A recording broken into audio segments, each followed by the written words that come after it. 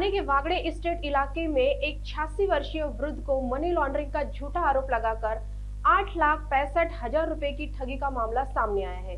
Police ने मामले में उत्तर प्रदेश के 2 साइबर अपराधियों को गिरफ्तार किया है। आरोपियों ने खुद को क्राइम ब्रांच अधिकारी बताते हुए वृद्ध सदानंद रामचंद्र पाध्ये को धमकाया कि उनके खिलाफ मनी लॉन्ड्रिंग का केस दर्ज है।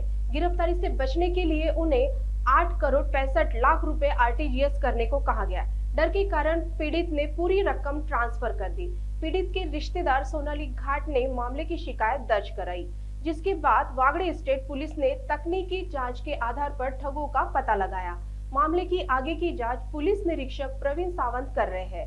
पुलिस ने लोगों से सतर्क रहने और किसी भी अनजान कॉल पर निजी जानकारी या पैसा साझा न करने की अपील की है। शहरातील वागळे स्टेट पोलीस स्टेशनच्या हद्दीमधील रहेजा कॉम्प्लेक्स येथे 180 वर्षाचे वयोवृद्ध इसम राहतात।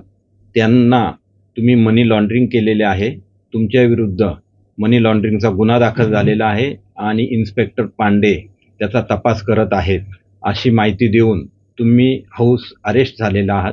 घराच्या बाहेर जर तुम्ही पडलात तर तुम्हाला अटक केली जाईल व ही अटक तुम्हाला टाळायची असेल तर तसेच तुमच्या विरुद्ध निघालेले वॉरंट जर कॅन्सल करायचं असेल तर तुम्हाला आम्ही सांगतो ती प्रोसिजर फॉलो करावी लागेल असे सांगून त्या वयोवृद्ध इसमाच्या बँक अकाउंटमधील 8,65,000 रुपये आरटीजीएस करण्यास सांगितले।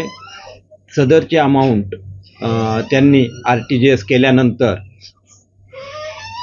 सदर वयोवृद्ध इसमाच्या नातेवाईकांना मुलीला हे लक्षात आलं की आपल्या वडिलांची फसवणूक झालेली आहे। त्यांनी वागळे स्टेट पोलीस स्टेशन येथे संपर्क साधून गुन्हा दाखल केला। वागळे स्टेट पोलीस स्टेशनने त्या संदर्भात अधिक तपास केला असता हे पैसे उत्तर प्रदेशमधल्या लखनौ येथील एका खात्यावर गेल्याचे समजले। त्यानुसार सदर ठिकाणी जाऊन खात्री केली असता ते कॉलेजचे विद्यार्थी असल्याचं लक्षात आलं। त्या विद्यार्थ्यांकडून त्यांना कॉन्फिडन्समध्ये घेतल्यानंतर आम्हाला याच्यामधील खऱ्या आरोपींची माहिती मिळाली। त्या आरोपींना पकडण्यासाठी पोलिसांनी तिथे थांबून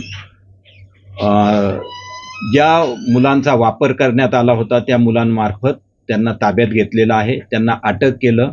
तिथे उत्तर प्रदेशमधल्या लखनौ इथून ट्रान्सफर वॉरंटद्वारे त्यांना इथे आणून इथे या गुन्ह्यामध्ये अटक केलेलं आहे। सदर आरोपितांकडून आपल्याला गुन्ह्यामध्ये गेलेल्या 8,65,000 पैकी 5,5 लाखापेक्षाही जास्त रक्कम ताब्यात मिळालेली आहे।